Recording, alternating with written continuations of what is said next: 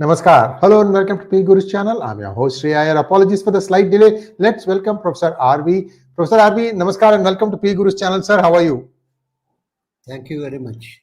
It's always a great joy to be part of the 𝗏𝗏𝗏's initiatives and the channel. And as usual, I would request members to join the channel, subscribe, and if Iyer has got any other announcement, he will just tell you. Yes, indeed, I do. And viewers, this is our new product, Symbol with an enclosure. And all you need to do, if your friend likes it, is to tell him to scan this QR code, and he or she can place an order for themselves or herself. You can help us promote this product, a wonderful reminder of our great culture. Thank you so much. And also, my book, Operation Bhasmasur, is now shipping. It is available. We are shipping it. So please do place your order. This has very big relevance to what happened post-Op Sindoor. You're going to see a lot more things happen. And buy them from sreeiyer.com. We'll try to put the link for that in the chat section so you can buy it from there. Sir, let's talk about today's topic, Trump tariffs and tantrums. Is there a method to this madness? Thank you very much. They say it's chaos theory, chaos game theory and all that. Sir, you are the professor. You educate us, sir. Let's start at one point and then I will come back to that again. This is not something new, first point. In 1990, when Reagan was president of US, there was a proposal given to him. Incidentally, Reagan also belongs to the same category as Republican. And he was a very freedom-loving and there was a proposal given to him for tariff and changing the tariffs and increasing the tariffs and other things. And his response is available on YouTube. You can actually see that in the net. He says it's a short term, it will benefit US, but in the long term, it's not going to be of much help because it will hurt the consumer. He gives a lot of reason for not accepting the tariff proposal. What I want to stress is this is not something brand new or anything. This has already had its own consideration in the 90s by Ronald Reagan, and then he did not accept it. He pushed it aside. Okay.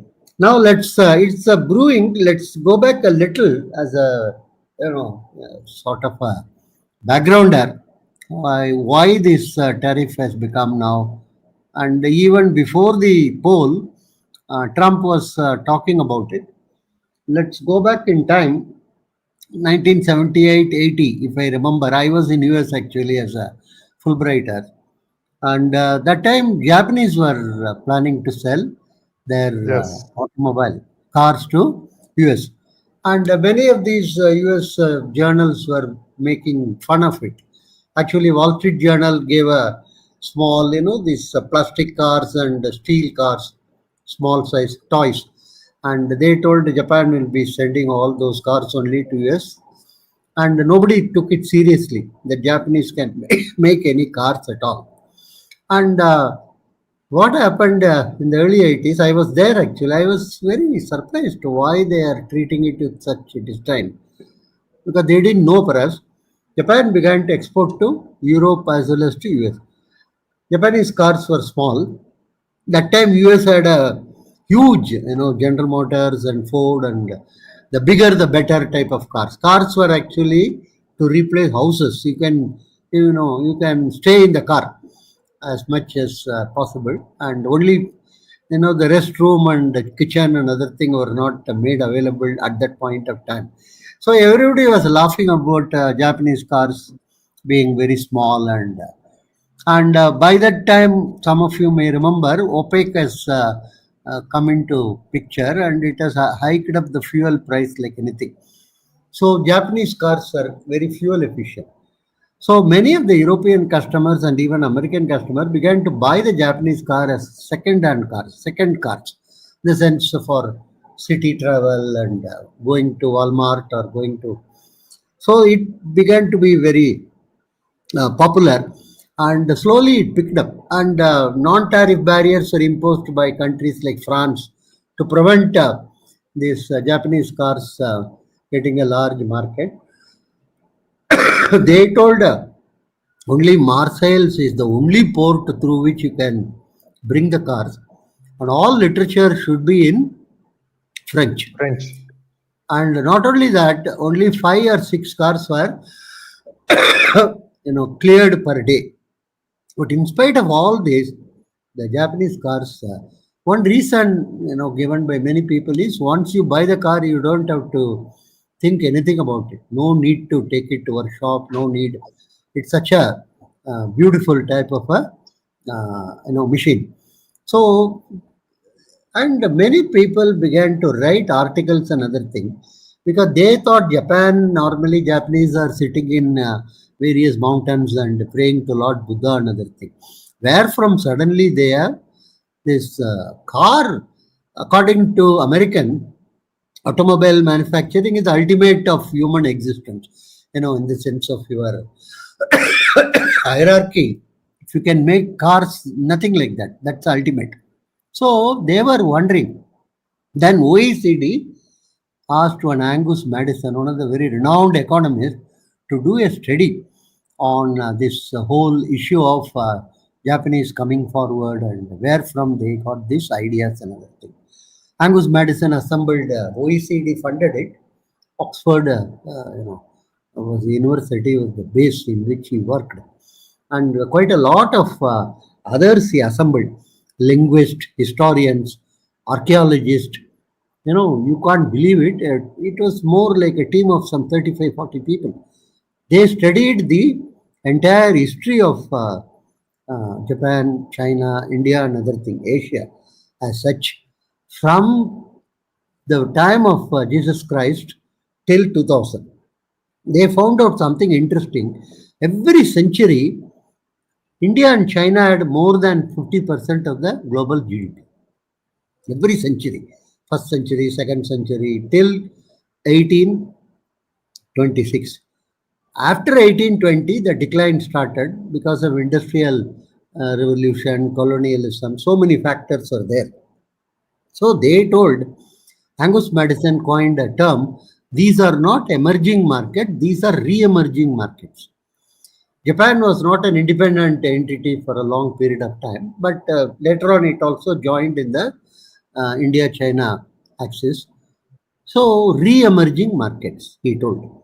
And in 1990, very interesting, if you look at it, the global picture, G7, I'm sure most of the audience will know what is G7, consisting of US, Canada, England, Italy, France, Germany, and Japan.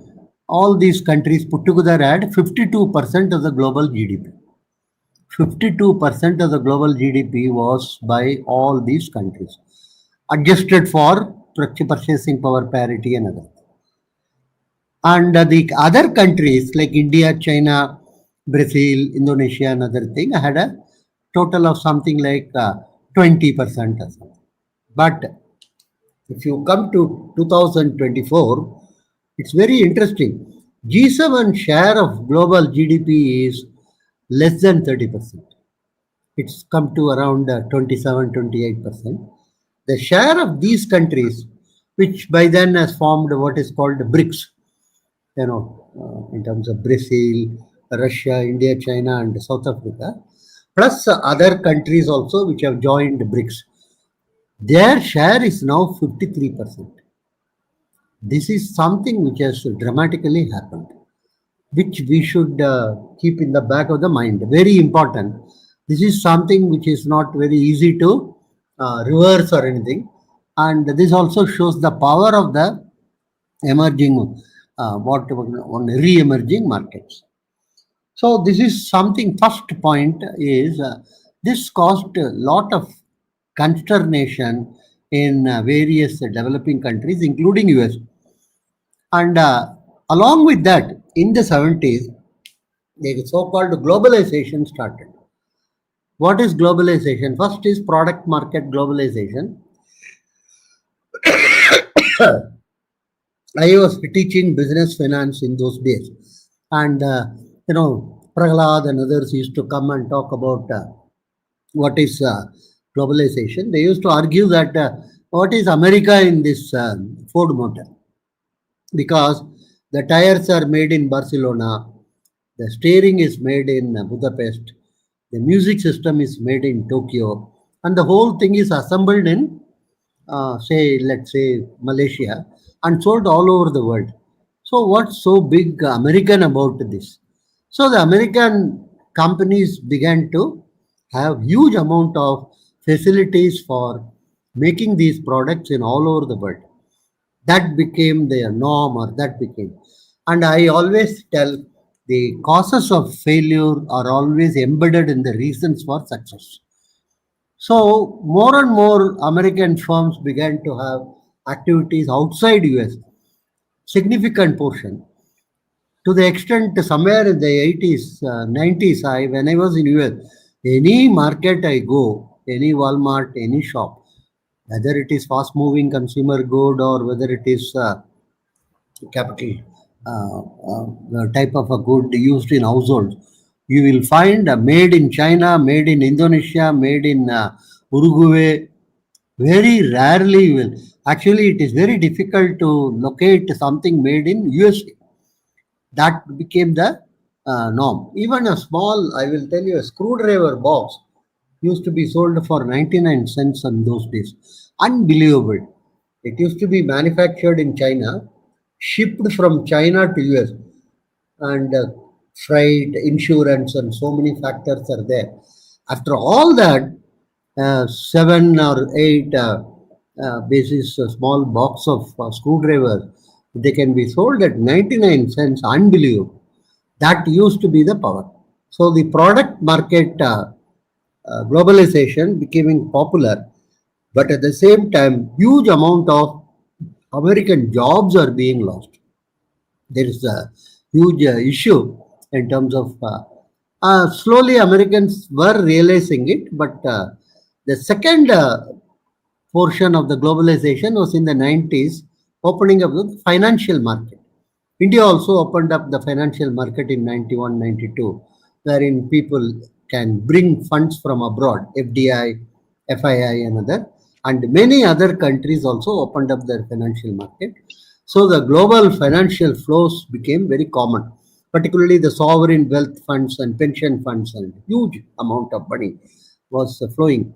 So outside their parent country, earlier they used to have something like 4-5% only invested abroad, but slowly it began to be 15 to 20%. Till 2008, when the major financial crisis took place. So the financial market globalization got stabilized in 90 and spread up to 2010. And then the labor market also had the problem of globalization. Lot of brown collar work, particularly those of farm, agriculture laborers, household labor, labor for cleaning, labor for removing the garbage, labor, all these began to be done by people outside the country. In the sense, for US it used to be Mexico or Brazil or all these Latin American countries. For Europe it began to be from North Africa and various other countries. Europe's story is very interesting. I think I did mention earlier, Schroeder used to be the president of Germany. He wanted to bring all the Indians for 5 years. Something like 50,000 Indians he wanted to give green card, because Y2K was a grand success and Indians were appreciated for that.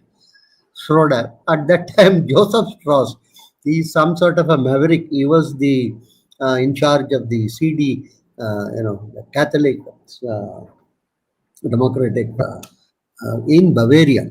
He opposed it tooth and nail. He told the Indians will come and take away the job of our kinder, our children. And it became a big issue in Germany, and Schroeder didn't win the election. This whole proposal also went to the backyard. Then Merkel, when she won, she opened up the shores for all type of migrants, mostly from North Africa and various countries like Afghanistan, Iraq, Iran, and Kurds and others.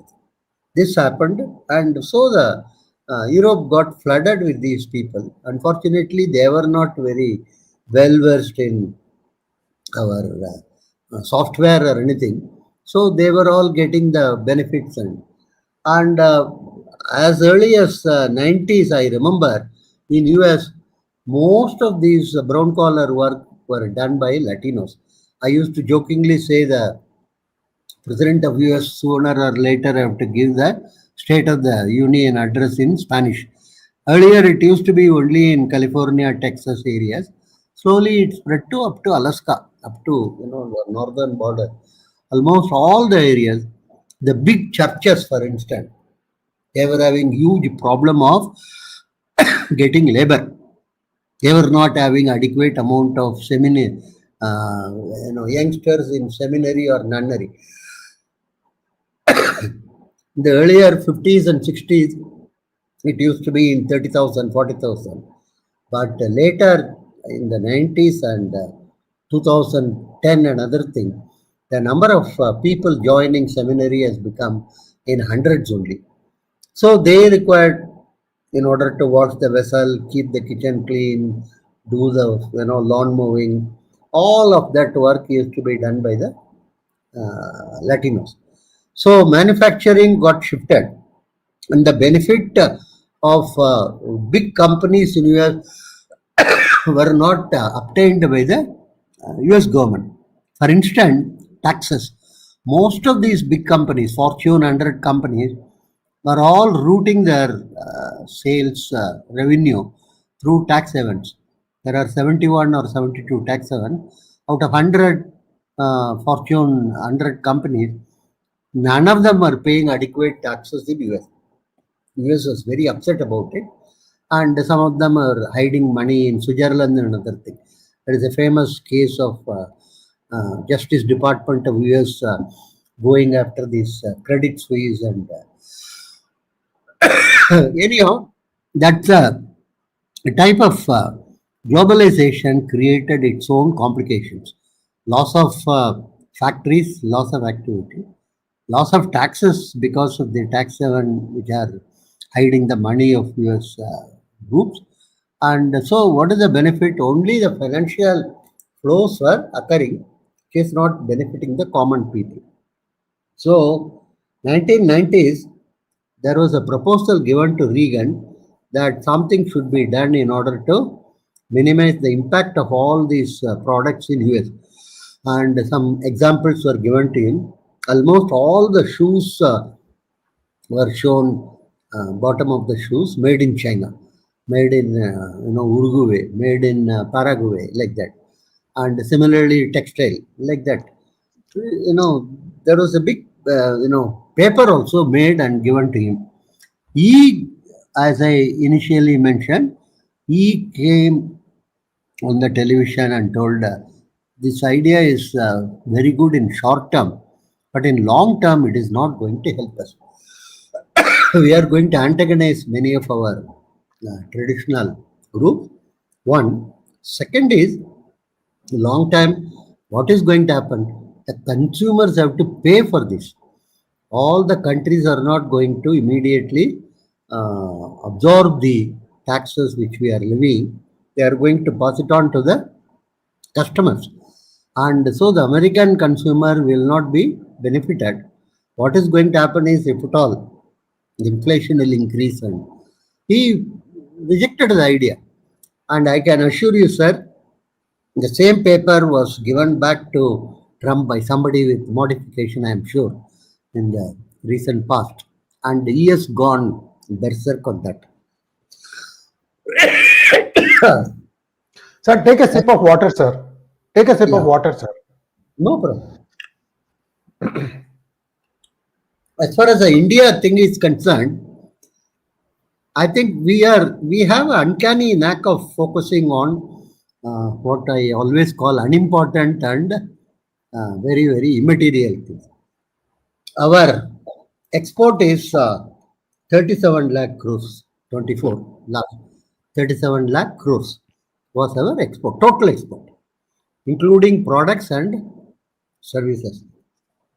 5 lakh crore is the export to US. 5 lakh crores. our GDP is 340 lakh crores. So let's have the order of magnitude. Of this 5 lakh crore, again, if you analyze, roughly 2.5 lakh crore is services that IT enabled and various other. The remaining 2.5 lakh crore is only products, which is going to be impacted. Primarily areas like pharma, some aspects of gems and jewelries, shrimp. These are the areas which are going to be affected. And the foreign secretary, the trade secretary, as yesterday I told, by September, October, we will have a final decision on this. It's not at complete or anything. So my own hunch is this 50% is not going to be permanent. It's going to be, somewhere we may settle at a lower level, because he started same way with other countries. Other countries which are much more export oriented, like South Korea or Thailand. We are not export oriented country. Let's be very clear about it. We are primarily our domestic market only we are dependent. Anyhow, assuming that 50% is not going to stay, or it may be around 30 or whatever it is, this 2.5 lakh crore, some of these product lines which is going to be impacted, they can always find either large evolving domestic market or diversify into other countries. It's not something which is going to be very.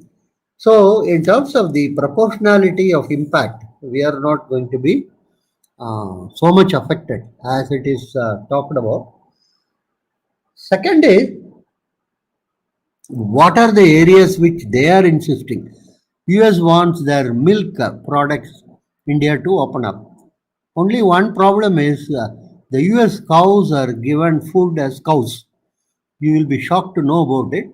The cow meat is given to cows as they feed, and on that the milk is produced another thing. I don't think India will be very enthusiastic in accepting it, and given our own Amul and various other milk producers, it's not going to be very easy. One. Second, they want India to get into grain, another thing, which are all genetically modified. Again, there is a lot of reluctance in accepting the genetically modified. Even many of the European countries have not accepted it. So these are 2 or 3 of the areas which the debate is going on, and I'm sure we are not going to be very easy to yield on it, and we are not such a great trading with the US. Let's be very clear. And the other of 5 lakh crores, 2.5 lakh crore in terms of services, IT and IT enabled services is not as of now impacted by these taxes, and to that extent that's not going to be affected. So given the nature of the pressure on us, and why Trump is having I always say Trump would like to be the bridegroom in every marriage which he attends, and he wants to be the dead man in every funeral he is called for, primarily. And there is a proverb in Malayalam, in every other country, every other language also it is available. The man went to the market and got ill-treated by the shopkeepers and other. He comes home and beats his wife. That's the only way in which he can deal with it. So India is one of the soft target. He thought that India will accept whatever he says, another thing. He doesn't realize that India is a very complicated country. Let's be very clear about it. It's not very easy. So it's a very interesting thing. And obviously, Pakistan has opened up. That Munir, somebody told Munir is nothing but a suited booted Osama bin Laden.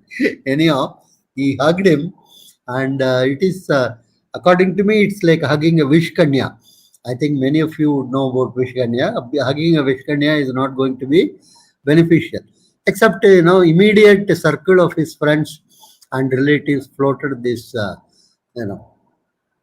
the cryptocurrency, and that company has been initiated in Islamabad, and also he has got a huge opportunity, he has been told, in Balochistan in terms of various type of what we may loosely call the minerals and other things. Anyhow, one has to wait and see how much those will be impacting.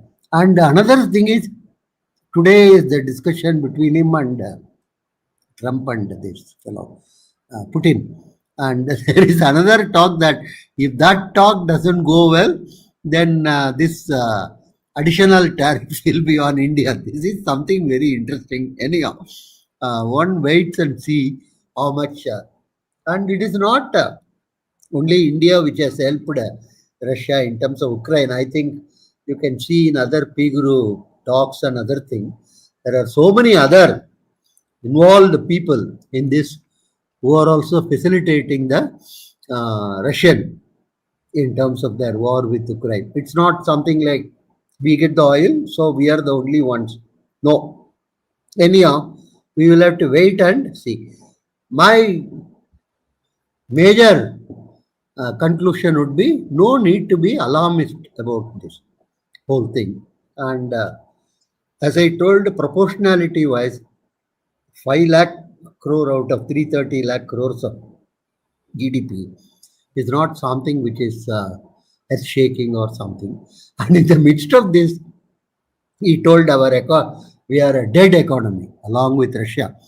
And Rahul Gandhi has also accepted that and given importance to it. And over and above that, Dun & Bradstreet has made our credit rating BBB minus to BBB, and they say outlook is positive. Very good. And so the dead economy can't have a interesting revision in terms of the rating by Dun & Bradstreet. But anyhow, be that as it may, according to me, it should be AA at least, not B category at all. But anyhow, that's what they would be keeping for quite a long period of time. They are not going to encourage any quote unquote developing country to have A rating and other thing. Point is, our economy is doing reasonably well, and there are also talks of streamlining this entire GST into only 2 slabs. That will be very, very major thing which will be taking place in the next few months. Yeah. Sir, the news doing the rounds is that they are going to do away with 12% and 28%. Yeah. There will be only 5% and 18%. Correct. And most of the 28 will come to 18. And many of the earlier 12 will go into 5. And that will change the contour of the consumption economy of India. Anyhow, we will wait for that in the sense this is now only a proposal and how much it is going to be implemented. So I think on an average, our economy is doing well, and we seem to be one of the better rated in the world in terms of growth. And so there is no need to be panic, except unnecessarily our good relation with US is getting spoiled because of this type of a. And anyhow, Trump is not permanent.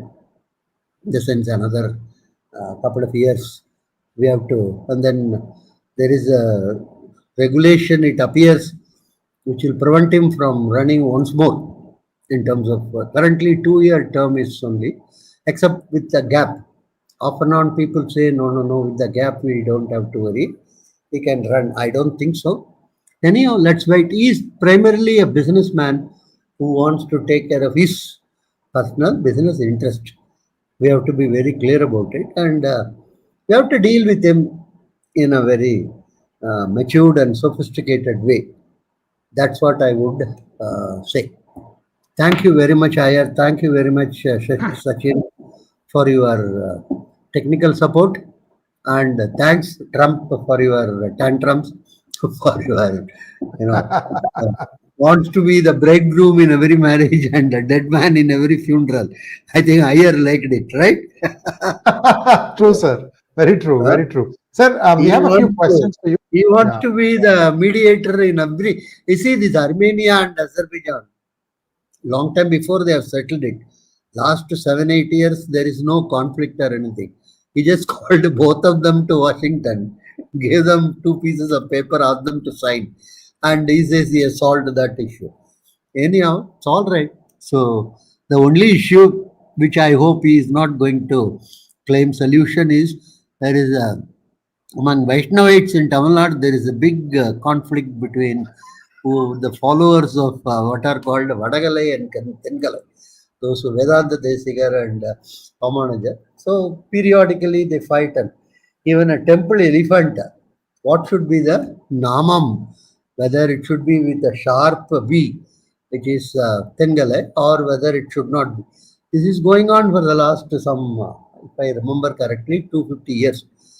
I only hope Trump doesn't say that, he would like to get solve this problem solved in terms of, and call both of them and say that, this way and that way. And so he wants to solve. And in between, Hillary Clinton says she will recommend him for Nobel if he solves this Ukraine problem. I think she has some background, secret information. Ukraine is not going to be solved. So that is why she has come out with such a proposition. Anyhow, it's a very interesting thing. So no, we can't put all our eggs into one basket. We can't say that, Trump will solve all our. So at a point of time, he was very jovial and friendly with India, but things seem to have turned in different directions. Okay. Thank you, sir. Let's take a few questions if you don't mind. Sure. Kalmat wants to know, Kalmat wants to know, was Zelensky airdropped in Alaska during the meeting? The meeting hasn't started yet, I don't think. Unless invited, he would not be airdropped, or he would not be, taken in truck or anything like that. He has to wait. Next one, please. Hrithik Great wants to know, Professor sir, most of the economists are saying the dollar is a highly suspected currency. Can America freeze Chinese 3.2 trillion forex just as it frees Russia's $600 billion to save the dollar? No. I think it's gone far beyond. It is, it's far too heavy. And kindly note, the American, 2/3 of the American dollar is outside US. So many of the foreign countries have invested in US dollar, including India. We have invested substantially in US dollar. Our surplus of 650 to roughly 650 today, more than $500 billion is our foreign exchange reserve. Good portion of it is kept. So actually there is a vested interest by countries like China, India and various other that the dollar doesn't fall, because they would lose. So this is something vicious, and the Americans are very, as in the old time, the joke used to go, the Chinese used to sell Americans toys which are considered as having poisonous chemicals and other things. There was a hue and cry in the earlier part of the century, and many of the Chinese toys were banned actually in US because they told that these are harmful. What do we do? So when they sell harmful toys to us, we will sell them our harmful treasury bills. That is the solution. We will sell them tell them to take the bonds and treasury bills. Okay. So that's not any time soon happening. European Union is adopting. Sorry. Let me read it, sir. Let me read it. So you get a break. So you get a break. European Union is adopting reverse mission, taking innovation from developing countries to developed countries. How can India's manufacturing sector capitalize this opportunity? Your view? No, I think this whole thing of European Union is between between ICU and mortuary. Let's be very clear about it. It's in the, it's in deep crisis. -2%, 1%, that is the level of growth they are talking about, and it's not in good shape. So I don't think they're, France says that they will become a big hub for innovation. What type of innovation? Nobody knows. All the North African in France will only have to innovate about what France can. So they have missed the bus long time before. So nothing will come. Okay. Abraham wants to know, what are the long-term effects of Trump's trade wars on global markets? No, as I told you, he is trying to settle it. He starts with a big bombast, but always comes finally, like Vietnam or various countries, 19%, 15%, and other things. So it's not going to have a massive amount of benefit. And if the manufacturers and traders pass on the thing to the customers, the American citizen is going to suffer actually. Let's wait and see. Next one, please. Varga wants to know, is it true to say that Africa has immense potential for Indian businessmen to make foundation now and reap dividends over the next few decades? No, you see, this Indian business has been active in Africa from later part of the 17th century. Not many are aware of it even. 18th century and 19th century, our businesses were particularly from Gujarat and the west coast actually. And if you recall, Idi Amin created a big thing, and many of the Indians from Uganda to close their business and go into UK. And from UK, they moved into US, and Rishi Sunak belongs to that category of persons. So it's not something very new. The Africa has to accept Indian business compared to accepting the white-skinned Westerners or even Russians and now competitive Chinese. So it's not going to be very easy. Let's wait and see how much Africa is going to be enthusiastic about Indian business. Krishna Kishore wants to know, IPM Modi on GST manufacturing and is very fast reaction to avoid protection, which is what you called out. Is government listening and reacting real time of expert suggestions? You see, government reacting on real time is something, oxymoron. Government is very slow, it has to get its marbles together, and it takes a lot of time because a lot of layers of bureaucracy and decision-making processes and too many pressure groups, too many type of vested interest, and so it's not going to happen very quickly. Very slowly only it will happen. Forrest wants to know, if there is so much indigenous content, why procurement is on buying Indian rather than buy Indian IDDM, indigenous design, development and manufacturing? Yeah. It's see, for a long period of time, let's recognize that we are not great innovators. We are adapters.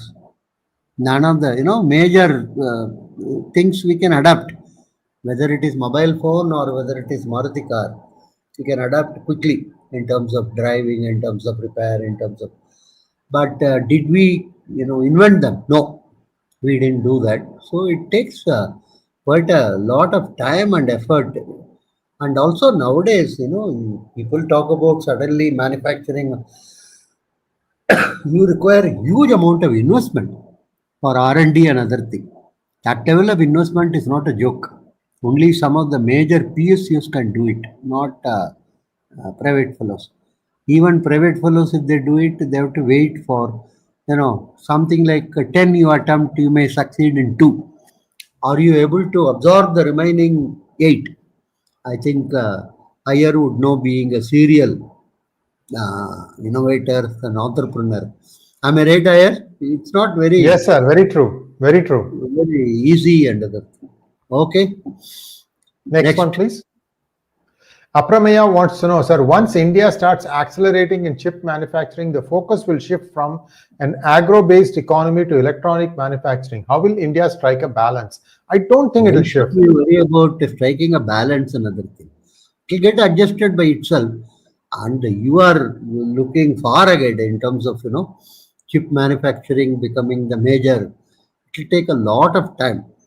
Let's be one thing clear. Already agriculture constitute, believe me, sir, 70 to 18% of our GDP only. Although the workforce is 50%. Days, you talk about 50% another thing. But the labor is still around 40-45%. That's a major issue. So we are going to be shifting from, already we are shifting from agro-based in many states actually. Take a state like Tamil Nadu, 67% is urban. Still people talk about farmers, farming and dreaming and other things. And most of the farmland is becoming apartments and flats and commercial complexes. So it's going to be not very difficult to strike a balance. It will adjust itself in our society. Okay. Next one, please. S. Manoj wants to know, how is your health, sir? In Bangalore, some shops have started to opt out of UPI. Why, sir?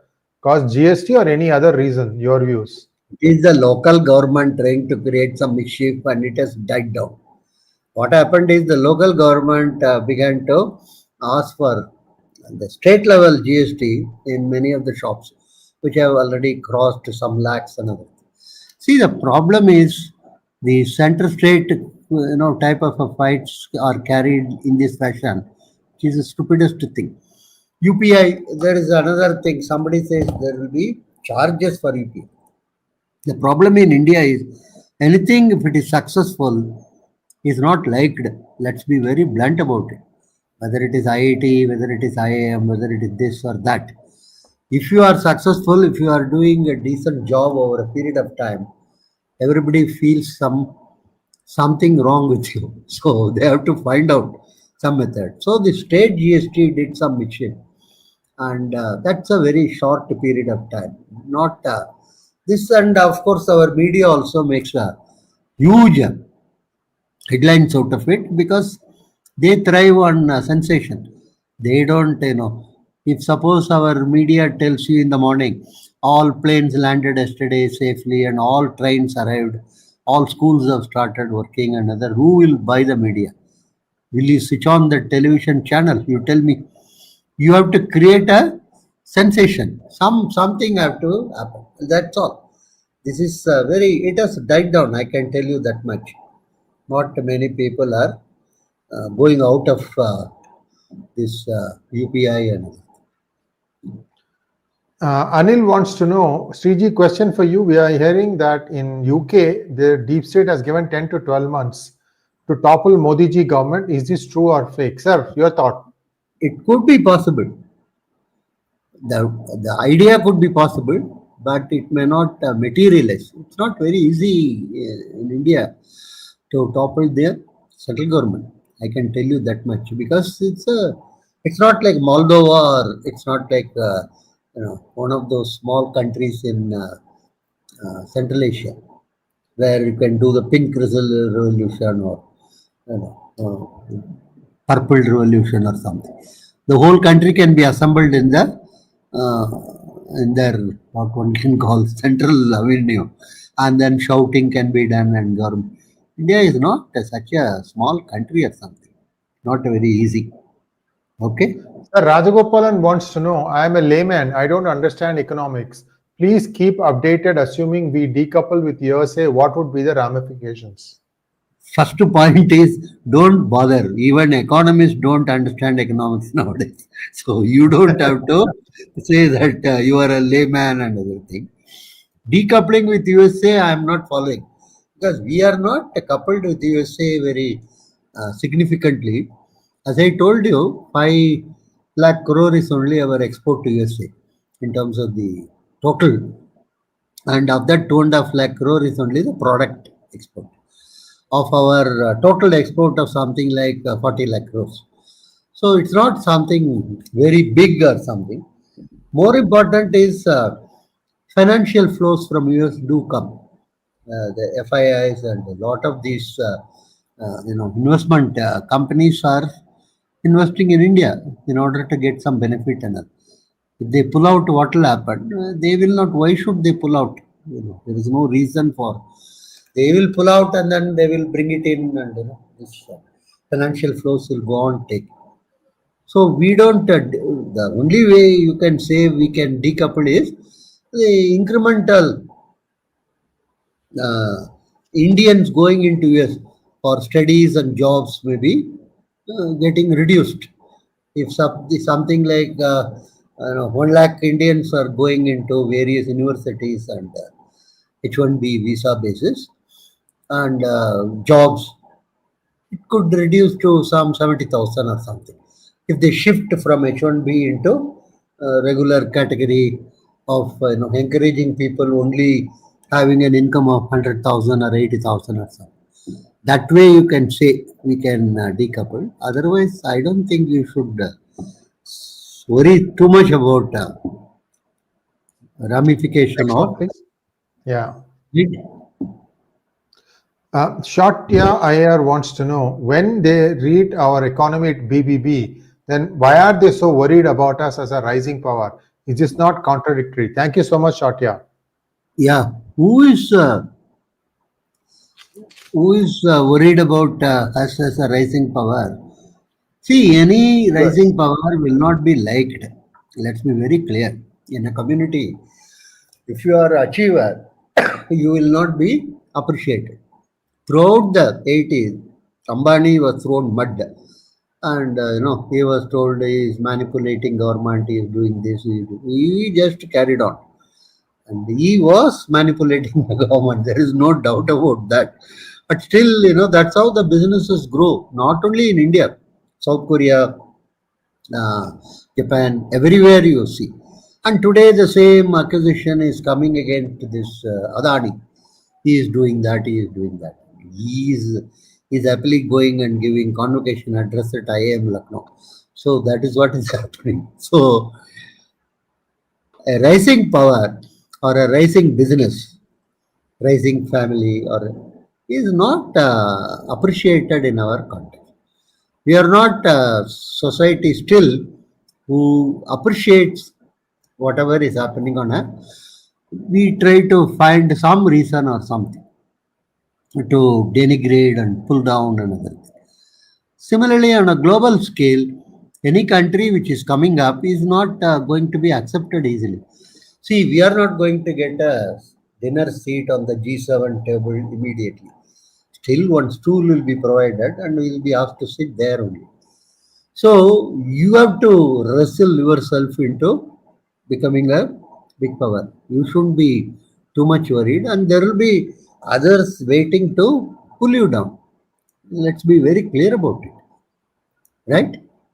Bangalore Subramaniam wants to know, if GST rates are at 5 and 18%, how will the government bridge the gap in revenue as motor vehicles are at 28% now? Why are you worried about gap in revenue? They would have already computed how much is going to be the total sales, and the basis of which this 5 and 18 would adequately compensate for the remaining 28. There are enough bureaucrats in government who will work on those type of things, and it is not going to be a huge amount of reduction in revenue or anything. Let me tell you that much. Okay. Next one, Neta Mafia wants to know, why can't India offer Trump to build resorts in Kashmir like his plan to develop resort in Gaza? That's a good point, but I don't think Trump will be very enthusiastic in building resorts in Kashmir compared to Gaza. Vijay wants to know, tax reforms and relief for middle class is the biggest complaint of my friends in India. They're very unhappy with the government, and as an NRA, I don't know what to believe about my country. Thoughts, sir? No, this, all over the world, middle class always grumbles in terms of taxes. Let's be very clear about it, because there are a large number of people who evade taxes. And in India, actually, agriculture is not taxed. So you can be a very rich farmer, poultry owner, or various other categories, and you don't pay any taxes. So this is a eternal type of an issue. And compared to the old tax rates of 85%, 90% and other thing, today we are around 30-35%, which is, I would say, reasonable. Except you can always argue, so many are not paying taxes. That's a good question in terms of we have to, increase the coverage more than the rates. Otherwise, I don't think you compare many other countries in Europe and other things, our tax rates are quite okay. That brings us to a close of a wonderful session with Professor 𝗟𝗡𝗏. We'll be back again 2 weeks from now on Friday. Thank you so much, sir. Namaskar. Thank you very much. We will meet perhaps Friday after next, right? Okay. Yes.